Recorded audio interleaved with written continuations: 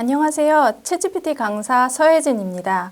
저와 함께 6교시 동안 생성형 AI 도구를 직접 체험해 보면서 알아갈 예정인데요. 실습 위주로 많이 담아왔습니다. 저와 함께 6교시 동안 생성형 AI 도구에 대해서 알아보도록 하겠습니다.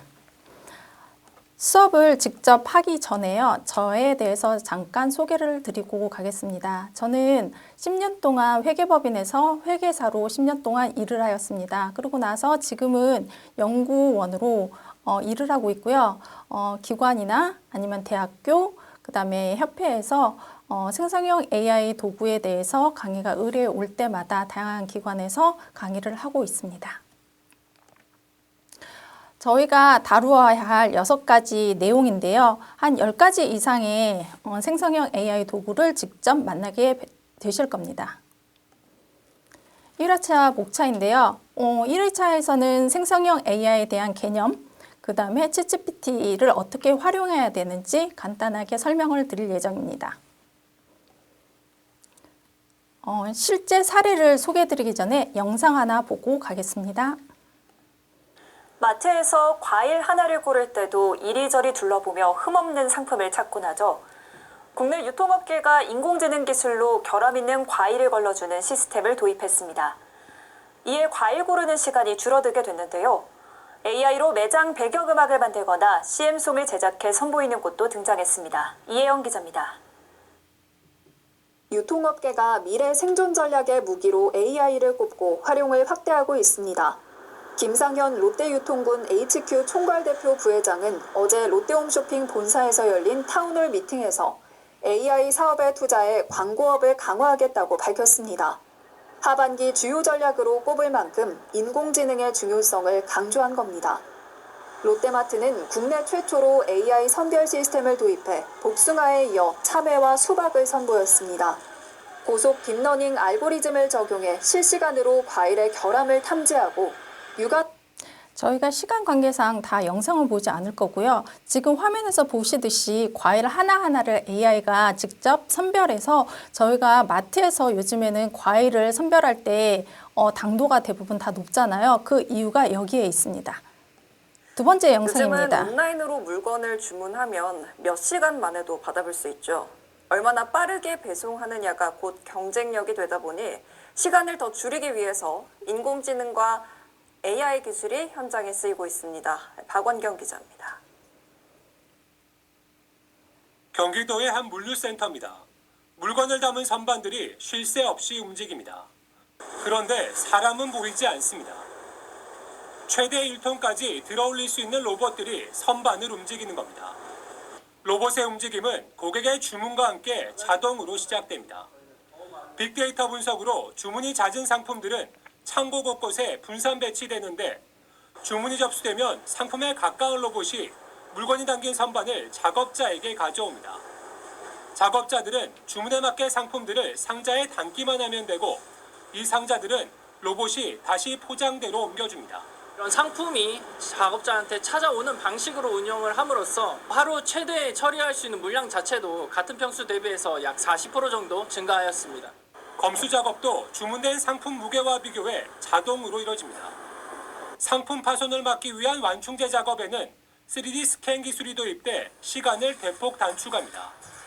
공간 활용을 극대화하기 위해 로봇의 동선에 최적화한 큐브 형태로 창고를 만들기도 하는데 이를 위해 실제 물류 창고와 동일한 3D 공간에서 상품 입출고를 한눈에 관리하는 디지털 트윈 기술이 활용됩니다.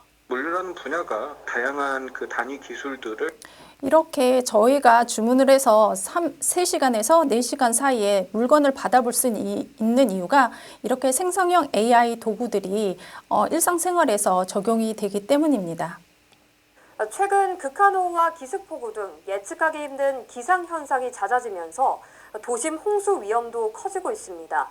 이런 자연재해에도 인공지능이 도움을 줄 수 있을까요? 국내 연구팀이 개발한 AI 돌발 홍수 예측 기술을 임늘솔 기자가 취재했습니다. 이번 기록적 폭우 피해 도심 지역도 예외는 아니었습니다. 도로는 금세 물에 잠기고 차량은 움직이지 못한 채 도심 한복판에 갇혔습니다. 상대적으로 배수시설이 잘 갖춰진 서울 강남에서도 최근 침수 피해가 잇따랐습니다. 이렇게 도심 홍수가 잦아지고 피해가 속출하면서 국내 연구팀이 인공지능을 이용해 돌발 홍수를 예측하는 기술을 개발했습니다. 연구팀은 먼저 도심 지형과 배수시설 등地理적 특성을 반영한 시뮬레이션을 만들어 홍수량을 도출했습니다. 여기에 강수량 등 방대한 기상 데이터와 침수 규모 등을 인공지능으로 학습시켜 침수 피해 위험까지 예측한 겁니다. 특히 국지적 호우나 기후변화의 영향까지 반영해 기존 시뮬레이션의 한계까지 개선했다는 설명입니다. 한계점을 극복하기 위해 이렇게 저희 일상생활에서도 도움이 되는 생성형 AI가 많이 존재하고 있습니다. 저희 원래는 해외 사람들이 우리나라에 방문할 때 가장 문제점이 되는 게 통역이었는데요. 지금 현재 당시로 롯데백화점에서는 AI 통역 서비스를 직접 활용하고 있습니다. 그래서 13개국의 통역 지원을 무리 없이 24시간 내로 제공을 하고 있다고 합니다. 저희 AI 수사관도 있는데요. 방범 활동을 AI를 통해서 했더니 범죄가 20% 줄었다는 기사도 있습니다.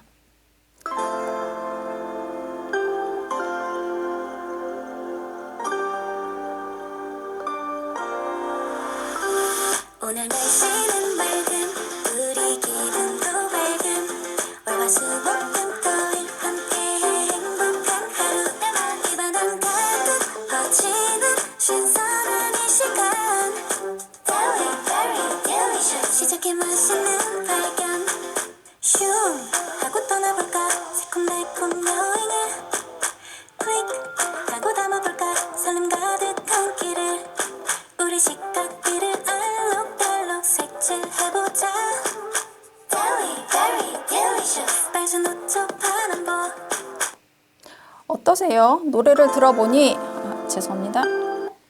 노래를 들어보니 귀에 쏙쏙 들어오시죠? 현재 서울역에 롯데마트를 가시면 이 노래를 들을 수 있습니다. 이 노래가 AI로 제작됐다고 합니다.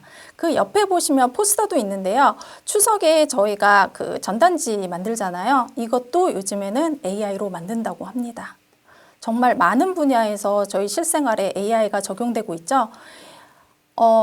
실생활에서 적용되는 것 외에도 창작 활동이 인간의 활동의 영역이라고 생각했는데요. 요즘에는 그렇지 않습니다. 지금 보시는 포스터가 공익 광고에서 대상 수상을 받아가지고 논란이 된 첫 번째 케이스인데요. 결국에는 AI가 저희의 현 흐름이고 하나의 일상생활과 떨어질 수가 없다라고 해서 인정된 포스터입니다. AI가 만든 포스터. 그래서 요즘에는 공모전도 AI를 활용해가지고 작품을 출시하라고 하는 곳들이 많습니다. 제가 대학교에 강의를 갈 때는 항상 친구들에게 이렇게 얘기를 합니다. 공모전이 있을 때마다 무조건 도전을 해보라고요. 그 도전하는 과정에서 AI를 많이 접해 보게 되면 AI를 언제, 어디서, 어떻게 활용해야 되는지 직접 체험을 해볼 수가 있고 그 기반으로 운이 좋아서 만약에 상금을 탄다고 하면 졸업을 할 때 인터뷰를 볼 때 나만의 강점이 생기거든요. 그래서 공모전이 있으면 꼭 출시를 해보라고 권장을 드리고 싶습니다. 제가 앞에 많은 사례를 말씀을 드렸는데요. 다양한 분야에서 생성형 AI 도구들이 지금 활용되고 있습니다. 그럼 이렇게 많이 활용되고 있는 생성형 AI 도구들이 출시된 지 오래됐을까요? 챗GPT 3.5가 출시되기는 2022년 11월에 출시가 됐습니다. 만 3년이 된 거죠. 그때 당시에 AI 시대는 지각형 AI, Perception AI라고 했습니다. 간단하게 설명을 드리면 사람이 이게 뭔지 알아? 그리고 햄버거 사진을 보여주면 챗GPT가 학습한 데이터를 기반으로 인지를 하고 답변을 하면서 네, 햄버거입니다. 이렇게 답변을 하는 지각형 AI 시대였습니다. 작년까지는 매체를 통해서 혹은 신문을 통해서 생성형이라는 단어를 많이 접해 보셨을 거예요. 말 그대로 제너레이티브 AI, 만들어서 답변을 준다는 내용입니다. 간단하게 설명을 드리면 사람이 햄버거를 그려주세요 라고 하면 챗GPT가 자기가 학습한 내용을 기반으로 햄버거를 그려주는 거예요. 근데 여기에서 놓치지 말아야 될 부분이 그냥 정보를 저희가 네이버나 구글에서 가져온 그런 답변이 아니라 직접 질문자의 의도를 파악해서 만들어주는, 생성해준다는 의미가 큽니다. 그래서 동일한 프롬프트를 넣어도 답변이 다 다르다는 게 여기에 있습니다. 현재 당시에는 지금 생성형 AI에서 에이전트 AI로 넘어가고 있습니다. 에이전틱 AI는 말 그대로 자율적으로 생성형 AI들이 판단을 해서 답변을 주는데요. 예를 들어서 활용하는 학습자가 나 배고파 라고 하면 챗GPT 생성형 AI들이 그 사용하는 활용자의 데이터를 기억하고 있다가 이 사람은 예전에 고기를 먹지 않는다고 했지? 그러면 햄버거를 추천을 하되 햄버거에서 패티가 없는 거를 추천을 해야 되겠다 하고 그거에 맞춰가지고 대답을 해주는, 그래서 답변이 그 학습자에 따라서 다양해지는 나만의 비서가 생긴다라고 생각하시면 됩니다. 그래서 요즘에 최근 들어서 사람들이 나만의 비서가 나의 업무 효율화를 끌어올린다라고 하는 이유가 여기에 있습니다. 그리고 학자들이 길게는 5년 아니면은 짧게는 3년 내지 피지컬 AI, 물리적 AI 시대로 넘어갈 거라고 해요. 그 이유는 뭐냐면요. 예를 들어서 챗GPT가 햄버거 맛집을 소개시켜서 갔는데 그 패티를 굽는 사람도 그 다음에 서빙하는 사람도 사람이 없고 다 자동화돼서 로봇이 되어가는 그런 시대로 넘어가는 피지컬 AI 시대로 넘어간다고 합니다. 그럼 저희가 이 시대를 생각해 봤을 때 가장 좋은 예시가 저희 키오스 있죠. 예전에는 키오스가 맨 처음 도입됐을 때 사람들이 익숙하지가 않아서 어르신들 아니면 사람들을 위해서 직접 주문을 받는 사람들이 뒤에 있었습니다. 현 시점에서는 어떤가요? 대부분 레스토랑을 가면 키오스만 있지 그 주문을 도와주는 사람이 그 앞에 있지 않습니다. 도입 부분에서는 사람들이 도와줬지만 그 기간이 지나면 사람들이 익숙해졌을 거라고 생각하고 당연히 활용할 줄 안다고 생각해가지고 도움을 주는 사람이 없어요. 가끔 가다가 머뭇머뭇 거리시는 어르신들이 있는데 저희가 지금 당시 생성형 AI 도구를 활용하지 않는다면 키오스 앞에서 머뭇머뭇 거리는 그런 어르신 중에 한 분이 될 수 있습니다. 그래서 저와 함께 생성형 AI 도구를 직접 많이 활용해 보시고 연습해 보시면서 업무에 활용해 보시길 추천드립니다. 제가 업무 효율화라고 많이 말씀을 드렸는데요. 최근에 기업에서 요청하는 강의가 대부분 업무 효율화입니다. 국내 기업의 대부분 대기업들이 도입률이 65% 이상이라고 해요. 그리고 결과적으로 생성형 AI 도구를 도입했을 때 기업이 생산성 향상이 33.6%가 올라갔고요. 운영 비용은 26%가 절감이 됐다라고 합니다. 그럼 기업들이 사람들을 채용할 때 어떻게 될까요? 예전에는 직무의 전문성을 좀 더 강조를 했다면 요즘에는 AI 역량을 먼저 우선적으로 보고 채용을 한다고 합니다. 그래서 올해에도 국내에서 예산을 많이 들여서 학습을 많이 시키려고 했는데요. 내년에는 이 예산이 더 많이 확대돼서 AI 문해력을 키우기 위해서 노력을 한다고 합니다. AI가 좋다라고 다들 느끼시고 계시는데요. 여기에 한계점은 없을까요? 한계점이 분명히 있습니다. 좀 이따가 설명드리겠지만 생성형 AI가 답변을 주는 방식은 자기가 학습한 데이터를 기반으로 확률적으로 맞는 답변들을 조합해가지고 내보내기 때문에 문법적으로는 이상하지 않지만 문맥을 보면은 답변이 이상한 경우가 많아요. 예를 들어서 우산을 들고 활동할 수 있는 야외 활동을 추천해줘 라고 하면 챗GPT 답변이 예를 들어서 한라산, 우산을 들고 한라산 등반은 어때요? 라고 하는 답변이 나올 수가 있습니다. 문법적으로는 틀리지 않아요. 하지만 문맥적으로 보시면 한라산을 비 오는 날에 우산을 들고 최전방까지 등반을 한다는 건 좀 문맥적으로 이상하죠. 이런 이상한 답변이 나올 수 있는 문맥 이해에 한계가 있습니다. 두 번째로 학습 데이터의 편향이에요.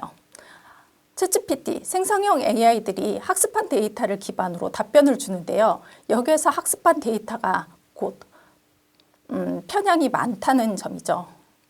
예를 들어서 챗GPT한테 리더십을 보여주는 그림을 하나 그려줘 라고 하면 대부분 뭐가 나오는지 아세요? 남자들이 수트를 입고 있는 모습을 그려줍니다. 이와 같이 성별, 인종, 그리고 종교에 따라서 다양한 학습 데이터, 편향된 데이터를 학습하기 때문에 답변이 편향적으로 나올 수 있는 한계점이 있습니다.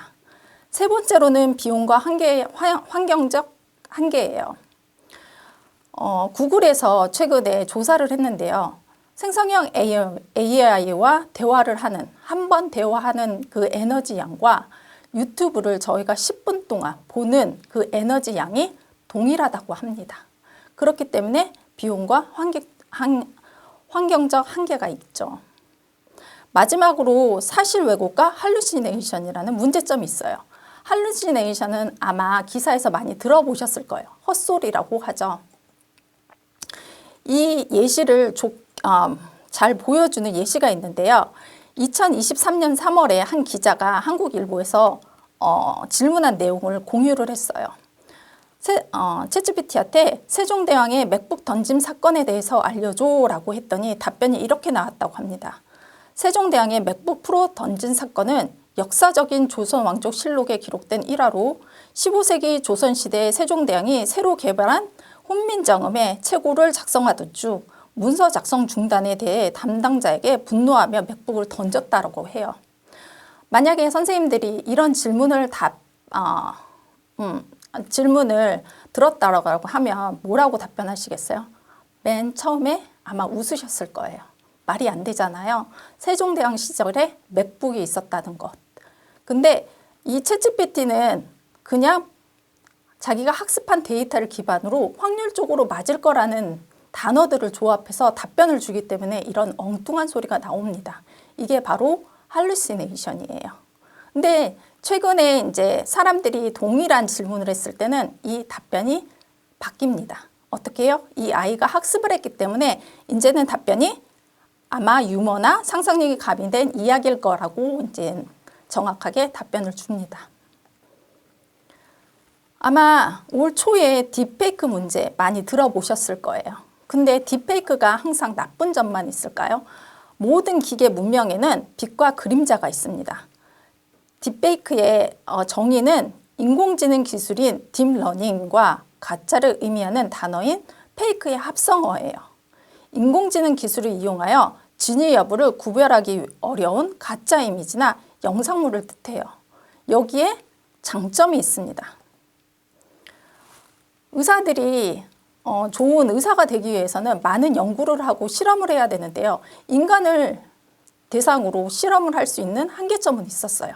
근데 딥페이크를 이용하여 가지고 다양한 엑스레이를 만든 거예요. 그거를 활용해서 전공의들이 많이 연습을 한다고 합니다. 또 영화를 보면은 한 사람이 일대기를 그린 영화도 있어요. 그때 딥페이크를 활용하면 자연스럽게 이상하지 않고 아주 완벽에 가까운 영화를 저희가 시청할 수 있는 장점이 있습니다.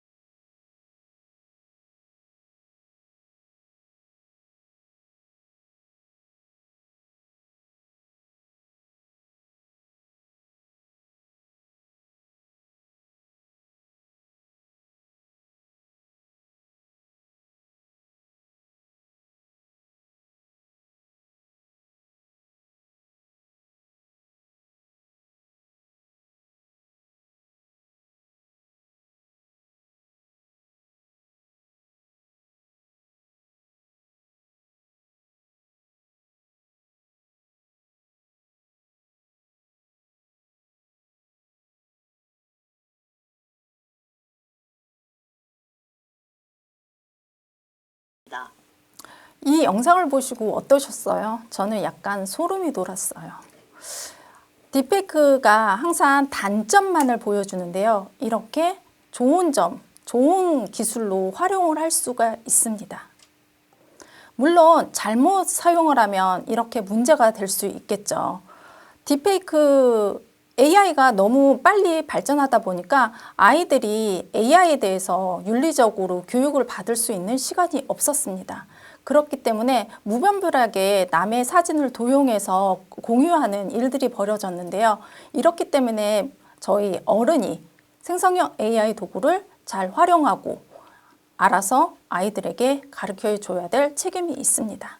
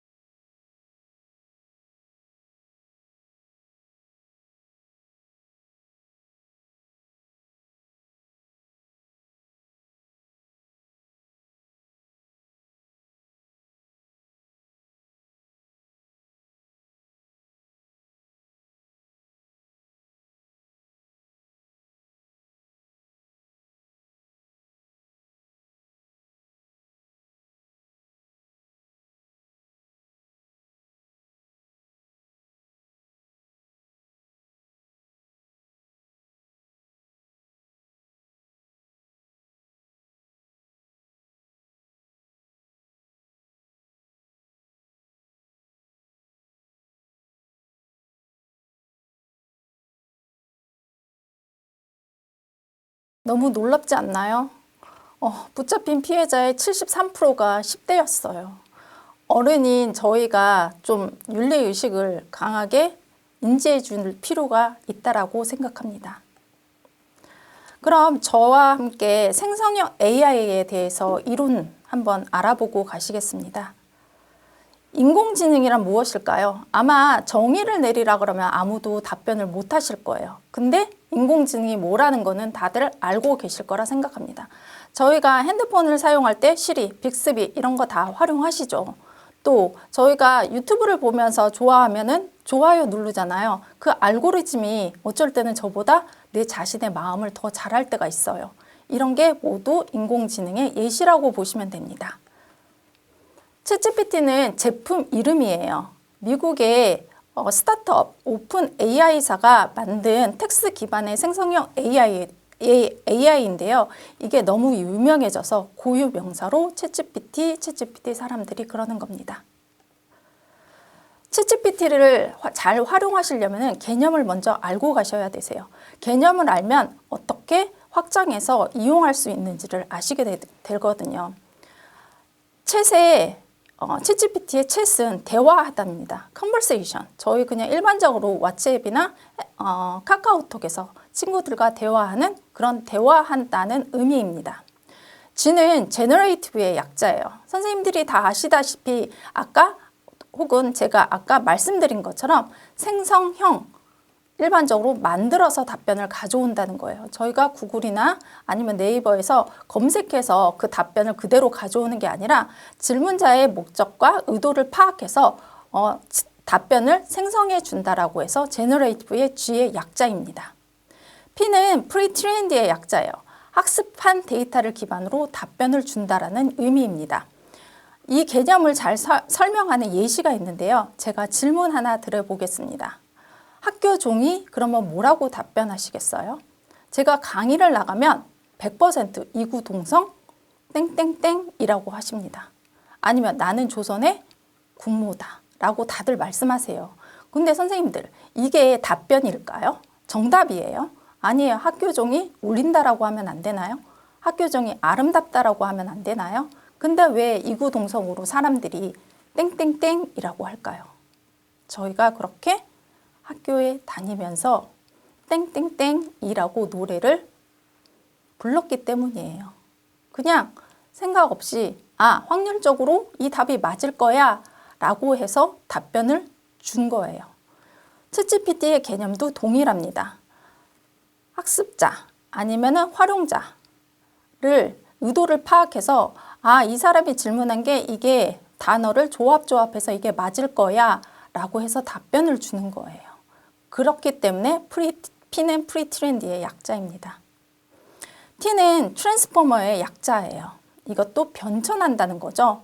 아마 남자분들은 영화를 보셔서 아마 이 의미가 뭔지 다들 알고 계실 거예요. 아까 세종대왕의 할루시네이션 예시도 마찬가지입니다.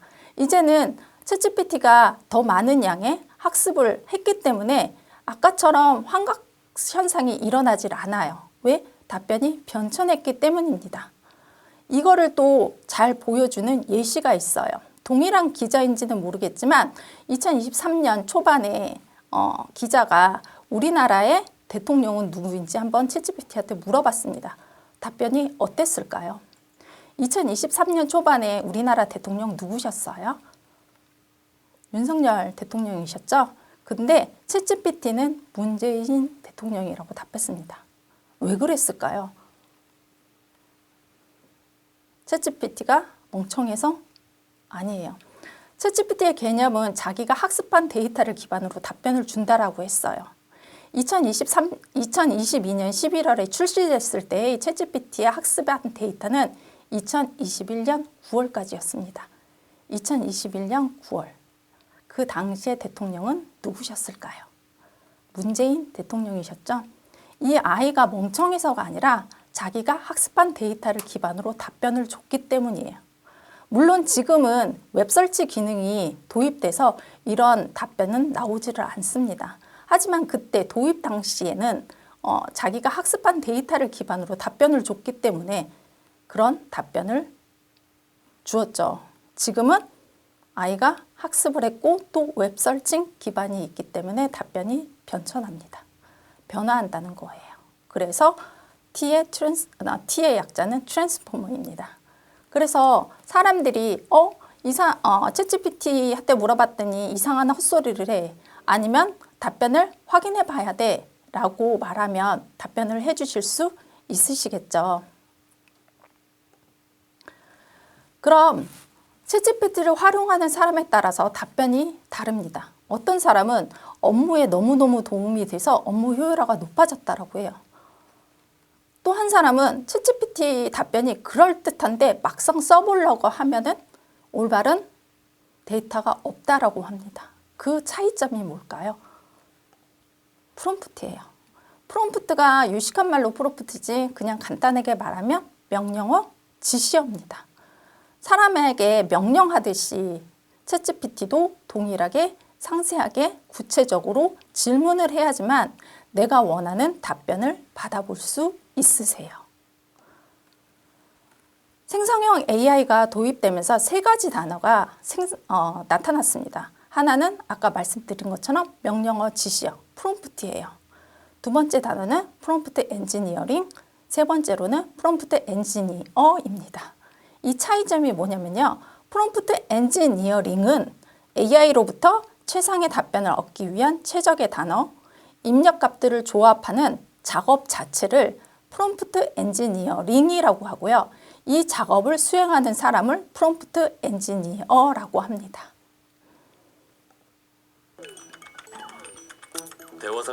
이 영상은 프롬프트의 중요성을 나타내는 영상이에요. 그리고 선생님들이 한 번을 영상을 보면서 나라면 어떤 답변을 할까 한번 생각해 보세요. 죄송합니다. 대화 상대가 컴퓨터이기 때문에 정확한 명령을 내리는 것이 중요 포인트. 컴퓨터는 보다 구체적이고 아주 세세하게 모든 명령어를 입력해야 목적을 이룰 수 있습니다. 이 과정을 알고리즘이라고 부릅니다. 알고리즘 원리는 모든 기계에 적용됩니다. 알고리즘을 얼마나 잘 만드는가에 따라 컴퓨터와의 효과적인 대화가 결정됩니다. 어른을 컴퓨터라 가정하고 아이들이 어른, 즉 컴퓨터에게 시리얼 먹기 명령을 해보았습니다. 선생님들도 한번 어떻게 명령어를 낼지 생각해 보세요. 달성하기 위해선 정확한 명령어를 전달해야 합니다. 먹을 수 있어. 먹을 수 있어? 아니야. 그런 말은 하면 안 돼. 과연 성공할 수 있을까? 네, 1번부터 읽어주실래요? 1. 시리얼 통을 뜯고 그릇에 본다. 뭐를 빼먹었죠, 선생님들? 아이의 명령대로만 움직이는 엄마 컴퓨터. 하지만 안쪽 비닐을 개봉하라는 명령어를 적지 않아 실패. 그렇다면 다른 가족은 어떨까? 적당량 붓는다. 뭐를 빼먹었죠? 시리얼 개봉까지는 성공했지만 그릇을 생략. 오류가 발생합니다. 시리얼을 접시 안에 붓는다. 그릇까지 설정했지만 정확한 시리얼 양을 말하지 않아 결국 실패하고 맙니다. 이처럼 컴퓨터에게 말할 때는 구체적인 명령어가 중요합니다. 자, 선생님들, 시리얼을 먹는 명령어 되게 쉬울 것 같지만 보세요. 뭐 하나를 단어를 빼뜨리면 구체적인 답변이 나오질 않습니다. 이렇기 때문에 구체적으로 사람에게 명령하는 것처럼 챗GPT에게 지시를 주어야 합니다. 그럼 여기에서 선생님들이 질문이 있을 거예요. 그럼 좋은 프롬프트가 뭐예요? 제가 말씀드릴 때는 이 5가지 원칙만 지키면 일상생활에서 질문을 하는 그 모든 질문에 대한 답변은 사용할 만큼 나온다라고 확신합니다. 페르소나는 가장 중요해서 맨 마지막에 설명을 드릴게요. 맥락이에요. 예시를 한번 드려볼게요. 제주도 여행을 2박 3일 간다라고 해요. 물론 제주도 여행 2박 3일 일정 짜줘 라고 해도 챗GPT는 거대한 양의 데이터를 학습했기 때문에 답변을 줍니다. 근데 저희가 제주도를 가는 목적이 참 다양해요. 신혼여행 목적으로 갈 수도 있고요. 부모님을 모시고 효도관광 목적으로 갈 수도 있습니다. 그리고 아이들을 데리고 체험학습 목적으로도 갈 수 있고 외국인들이 우리나라를 알기 위해서 가는 여행도 있을 거예요. 그리고 세미나 목적으로도 제주도를 많이 갑니다. 이 맥락에 따라서 여행 일정이 달라질 거예요.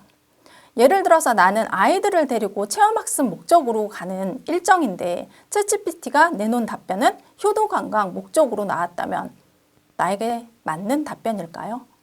여기에서의 차이점. 어떤 사람은 잘 활용해서 업무가 효율적이라고 하고 어떤 사람은 답변이 쓸모없다라고 합니다. 맥락을 넣어주셔야 되세요. 이 예시에서 과업은 뭐예요? 2박 3일 여행 일정 짜줘. 형식은 뭐예요? 표 형식으로 나타내줘. 리스트 형식으로 나타내줘. 어조는 공공기관에서 중요하기 때문에 넣었는데요. 이 어조보다 더 중요한 건 예시입니다. 좋은 전문 용어로 퓨샷이라고 하죠. 예시가 없는 걸 제로샷이라고 합니다. 예를 들어서 내가 과거에 여행을 갔다 왔는데 너무 만족할 만한 여행 계획표가 있다라고 하면 그거를 첨부하고 여행 계획을 이렇게 짜줘라고 하면 내가 원하는 일정의 답변을 받아보실 수 있습니다. 그럼 제일 중요한 페르소나로 넘어가 볼게요. 페르소나는 역할 부여입니다. 제주도 여행을 제일 잘 짜는 사람이 누구일까요? 여행 가이드겠죠. 그러면 질문을 제주도 여행 2박 3일 일정 짜줘라고 하기보다는 너는 지금부터 10년차 제주도에 특화된 여행 가이드야. 초등학교 2학년, 3학년을 데리고 체험학습 목적으로 제주도 여행을 가려고 해.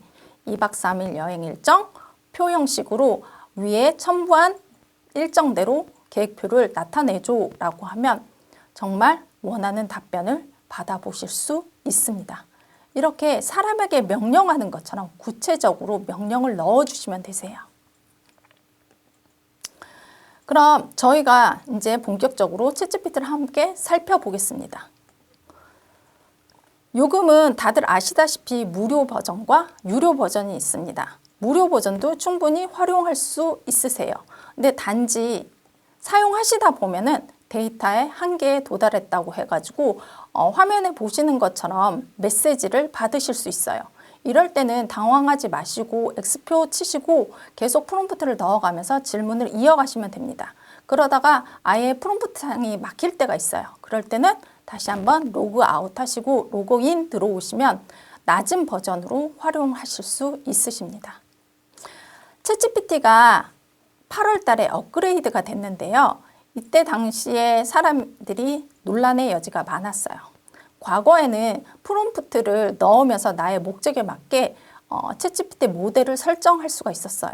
근데 8월 달에 업그레이드가 되면서 챗GPT5는 자기가 스스로 명령어를 보고서는 어떤 모델을 활용할지 자기 스스로 판단해서 답변을 내준다라고 했어요. 근데 프롬프트를 잘 넣는 사람은 예전과 같이 좋은 퀄리티의 답변을 받지 못한다라고 했어요. 그래서 현 시점에서는 유료 버전에서만 모델 설정을 하실 수가 있으세요. 자, 저와 함께 같이 챗GPT 가입을 한번 해볼게요. 크롬 베이스로 들어가셔야 되고요. 크롬으로 해가지고 저희 핸드폰에 사용하는 구글 계정 있죠? 그 구글 계정과 동일한 구글 계정으로 로그인 하시길 추천드립니다. 그 이유는 저희가 일을 할 때 PC에서도 할 수 있지만 이동 중에도 핸드폰으로도 할 수 있잖아요. 그거를 연동해서 사용하시려면 동일한 구글 계정이셔야 합니다. 크롬으로 구글로 가입을 하시고요. 그 다음에 구글 창에 챗GPT라고 검색을 하시고 항상 확인해 보셔야 될 거는 이 오픈AI라는 회사를 보셔야 됩니다. 동일한 로고로 가짜들이 정말 많거든요. 그래서 꼭 오픈AI가 있는지를 확인해 보셔야 됩니다. 그리고 로그인하고 제가 이거를 찾기를 어려워하시는 분들이 있어서 프롬프트 워드 파일에 제가 같이 공유를 해드렸어요. 제가 미리 공유해드린 파일을 워드 파일을 여시고요. 같이 실습을 하시길 추천드립니다. 1차 시에 보면은 챗GPT 링크가 있으실 거예요. 거기를 링크를 타고 가시면 이거와 같은 화면으로 접속하시게 되실 거예요. 그러면 오른쪽 맨 위에 상단 코너에 보시면 챗GPT라고 있어요. 그걸 클릭하시면 이 화면이 뜹니다. 그러면 Sign up for free 하시고 구글 계정으로 로그인 하시면 간단한 설문을 통해서 로그인을 하실 수 있습니다. 이 화면이 보이시면은 제대로 로그인을 하신 겁니다. 저희가 직접 활용하기 전에 기능에 대해서 잠깐만 설명을 드릴게요. 오른쪽 맨 위에 코너에 보시면 임시 채팅방 여기가 보이실 거예요. 이 내용은 뭐냐면 저희가 챗GPT를 활용하면서 이 챗GPT가 그 대화를 기반으로 점점 똑똑해진다라고 했잖아요. 근데 만약에 내가 되게 개인적인 질문, 내 개인정보가 들어간 질문을 한다라고 했을 때 어떨까요? 챗GPT가 내 개인정보를 너무 많이 학습을 하겠죠. 그럴 때는 위험한 요소가 있으니까요. 임시 채팅방을 켜시고 대화를 하면 이 대화는 기록에 남지도 않고 챗GPT가 이 대화를 기반으로 똑똑해지지도 않습니다. 단 단점은 있어요. 임시 채팅방이기 때문에 또 챗GPT가 학습한 내용을 자기가 똑똑한 공부에 활용을 하지 않기 때문에 기록에 남지가 않습니다. 그래서 대화를 하고 나서 그 결과가 나중에 나에게 필요한 자료라고 하면 꼭 워드 파일이나 딴 자료에다가 복사를 하셔가지고 저장해 놓으셔야 됩니다. 그리고 아까 말씀드린 것처럼 유료 계정에서는 이 챗GPT 왼쪽 위 코너에 보시면 챗GPT라고 보이실 거예요. 그거를 클릭하면 유료 계정에서는 옛날 레거시 모델이 보이실 겁니다. 모바일하고 PC 화면이 상당히 달라요. 그래서 모바일 가입도 같이 설명을 드리고 모바일 인터페이스가 어떻게 다른지도 같이 설명드리겠습니다. 구글 스토어나 앱 스토어에 가셔서 챗GPT라고 동일하게 검색하세요. 그러면 오픈AI라는 것을 또 확인하시고 설치를 하시면 됩니다. 설치를 하시고 나면은 PC에서 이미 사전 조사를 했다면 바로 구글 계정으로 로그인 가능하실 거예요. 그리고 저희가 같이 실습 잠깐 하고 가겠습니다. 지루하셨죠? 너무 개념이 많다 보니까 모바일에서 사진 2개 겹친 거 있죠? 그거를 누르시면 두 번째 화면이 보이실 겁니다. 그러면 셀카를 찍으셔도 되고요. 1번 기능을 키셔가지고 나만의 셀카를 찍으시거나 아니면 나에 대한 사진이 있다라고 하면 사진을 첨부하시면 됩니다. 그리고 나서 제가 일전에 공유해드린 워드 파일에서 프롬프트 첫 번째 피규어 만들기를 복사하세요. 그리고 복사하고 나서 붙여넣기를 하실 때 본인 이름을 꼭 넣으셔야 됩니다. 넣고서는 그 다음에 이 화살표 까만 거 있죠? 이거를 눌러보세요. 그러면 이렇게 이미지, 나만의 이미지가 그려집니다. 이거를 카톡방, 선생님들이니까 카톡방, 오픈 채팅방을 많이 활용하실 거예요. 나를 좀 보호할 수도 있고, 그리고 내가 어떤 사람이라는 거를 또 이미지화해서 공유할 수도 있어서 이거 카톡 프로필로 활용하시길 추천드립니다. 어떠세요? 내 이미지를 좀 뽑아서 그림이 잘 나오셨나요? 제가 이거 강연장에서 하면은 와 환성이 막 나오거든요. 두 번째로는 이제 그림을 캡슐 이미지를 한번 그려보겠습니다. 모바일에서는 새 채팅 여는 방법이 왼쪽 위에 코너에 보시면은 두 개의 선이 보이실 거예요. 그거를 누르시면 새 채팅이 나오실 거고요. 그리고 내가 만약에 대화한 게 있으면 요 아래 대화한 기록이 보이실 겁니다. 새 채팅을 누르시고요. 동일하게 사진 두 개 겹친 거 누르시고요. 그러면 마지막 네 번째 인터페이스가 보이실 거예요. 여기에서 이미지 만들기 선택해 주세요. 그럼 파란색으로 활성화가 될 거예요. 거기에서 제가 공유해드린 워드 파일에 프롬프트를 복사하셔가지고 넣으시고 엔터를 눌러주세요. 그럼 이렇게 뒤에 배경에 서울 랜드마크가 그려진 그림이 이쁘게 그려질 겁니다. 제가 외국인 대상으로도 강의를 하는데요. 이거를 기념품으로 약간 만들어줘도 되게 좋아하고요. 이 배경을, 뒷배경을 몽마르트 언덕에 뭐 파리의 풍경 해가지고 파리의 도시 랜드마크 이렇게 넣어도 되게 잘 나오거든요. 그래서 제가 네모 박스로 이렇게 구분된 부분을 선생님들이 맞춰가지고 수정하셔서 모바일 이미지, 캡슐 이미지 만드시면 좋으실 겁니다. 1차 내용은 여기까지였습니다. 많이 지루하셨죠? 아니면 재미있으셨을까요? 2차 수업에서 만나 뵙겠습니다. 감사합니다.